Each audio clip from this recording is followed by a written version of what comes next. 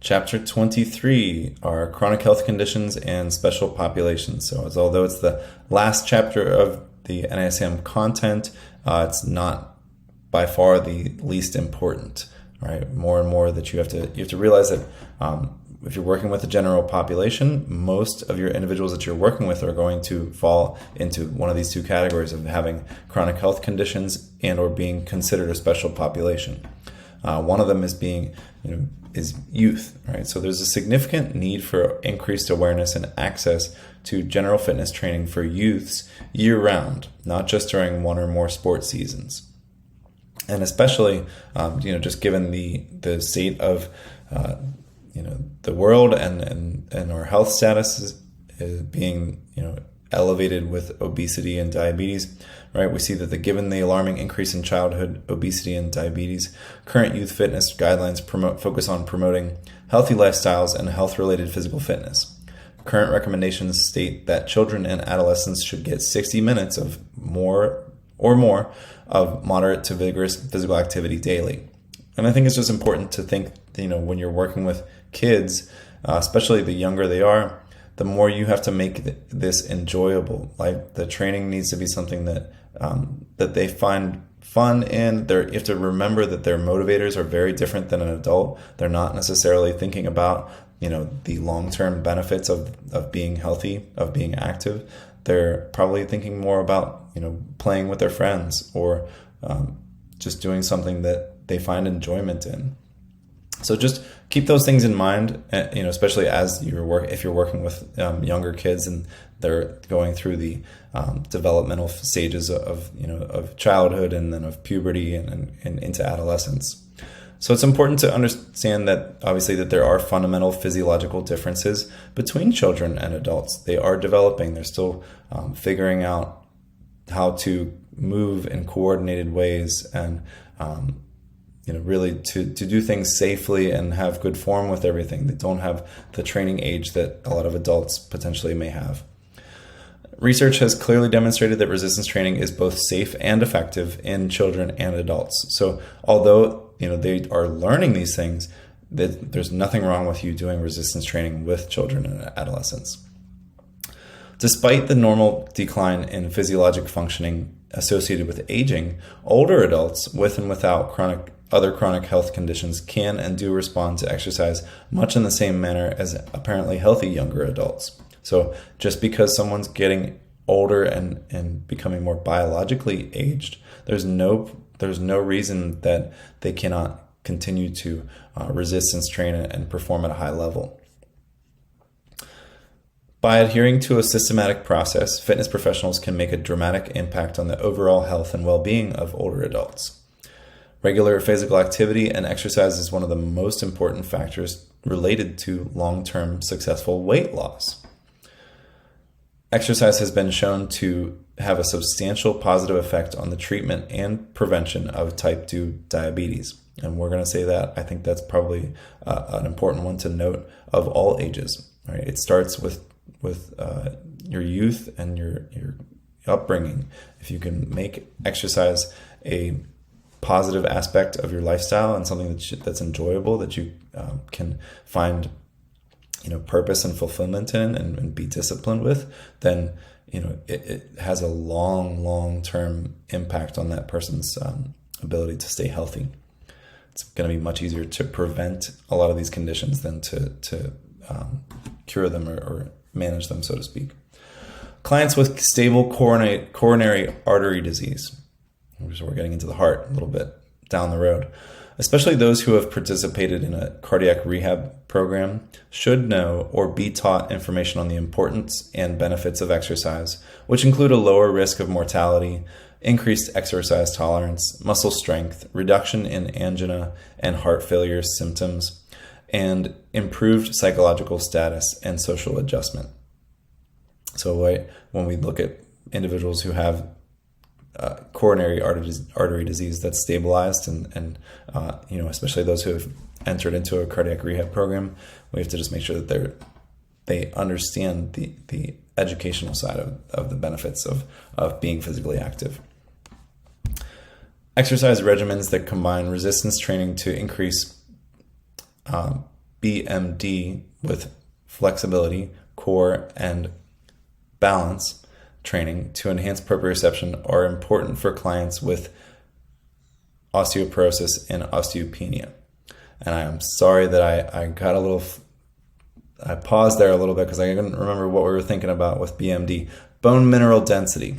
So, right, use resistance training to increase bone mineral density alongside all of these other pieces of the puzzle: flexibility, core, balance training to enhance proprioception. It's going to be most important to be doing with our clients with osteoporosis or osteopenia. Osteoporosis just being a significant loss of bone and the mineral density, and osteopenia being the beginning of that, right? So osteoporosis is a little bit more advanced. Osteopenia is still in the beginning stages of that bone loss. It's important for fitness professionals to understand the difference between rheumatoid arthritis and osteoarthritis, and to be aware of the signs and symptoms of an acute rheumatoid arthritis exacerbation. So rheumatoid arthritis, RA, is a little bit more of an inflammatory disease. It's a systemic condition, whereas osteoarthritis typically is a little bit more acute to the joint. Rheumatoid arthritis is going to be throughout the body, and it can be exacerbated by stress or overactivity or underuse. It could be impacted by diet. There's a lot of different things that may flare up an RA exacerbation.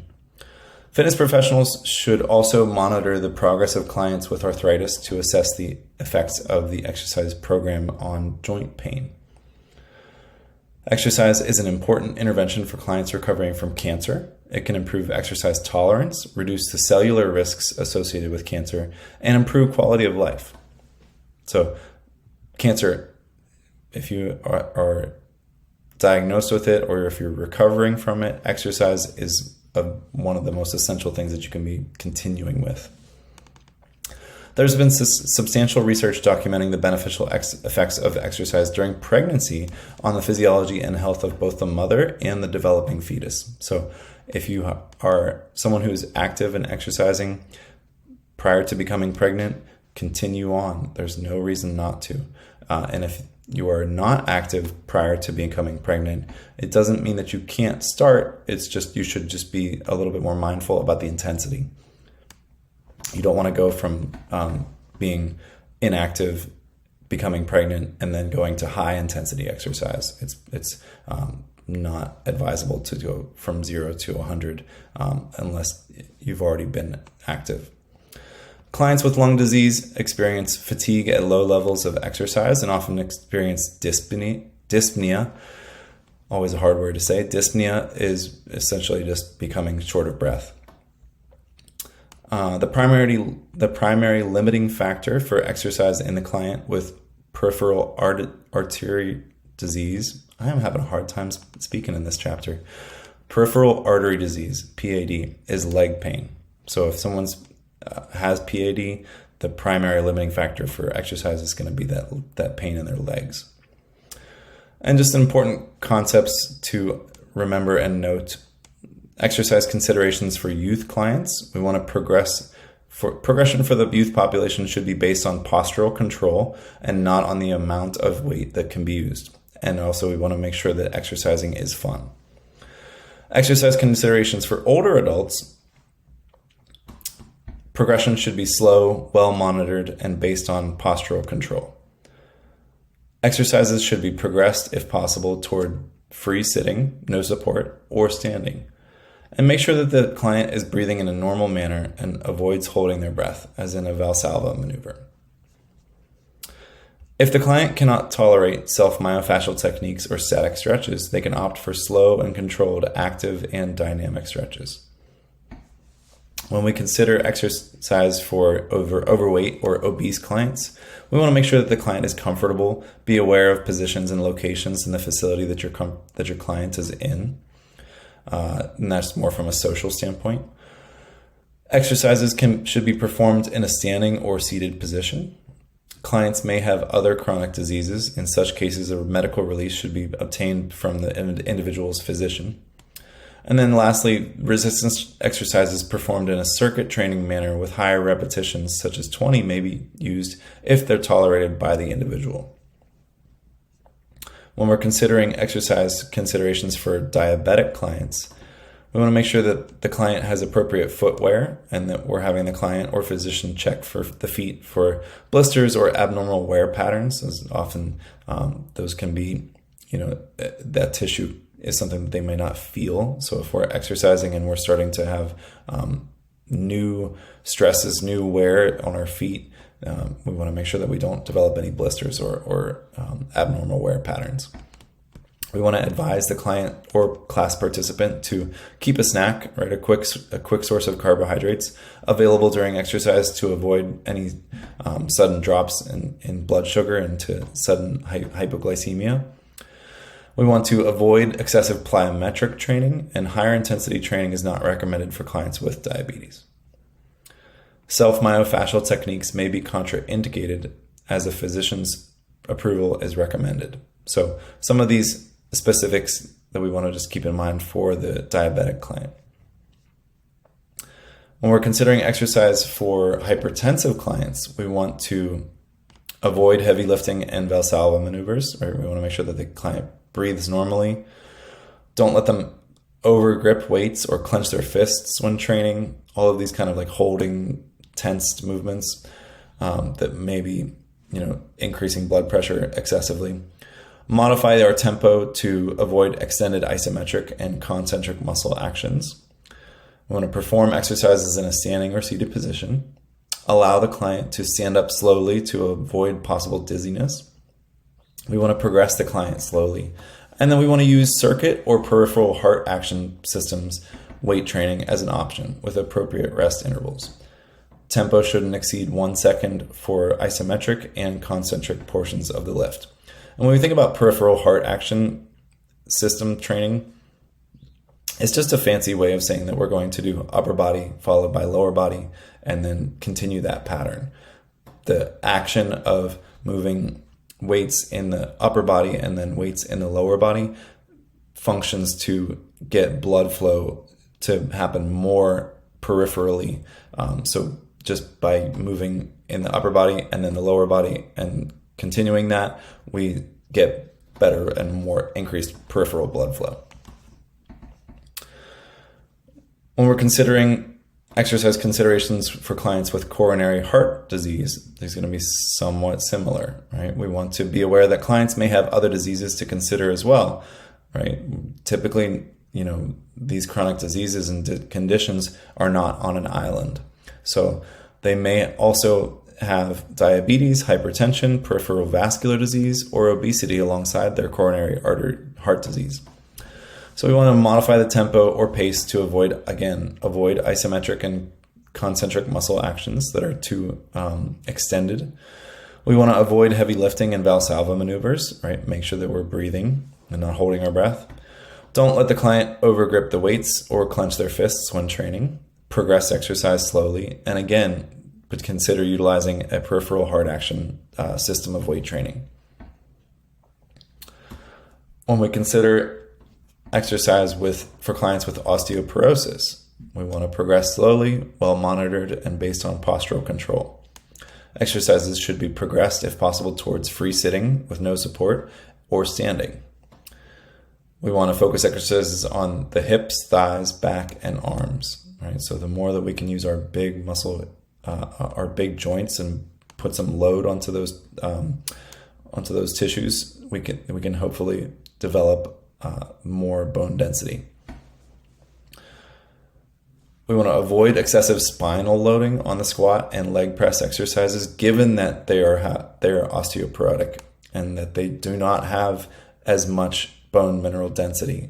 We don't want to put so much stress on the system that we overload it, because that could potentially lead to fractures. And then we want to make sure that the client is breathing in normal manner and avoids holding their breath, right? No Valsalvas.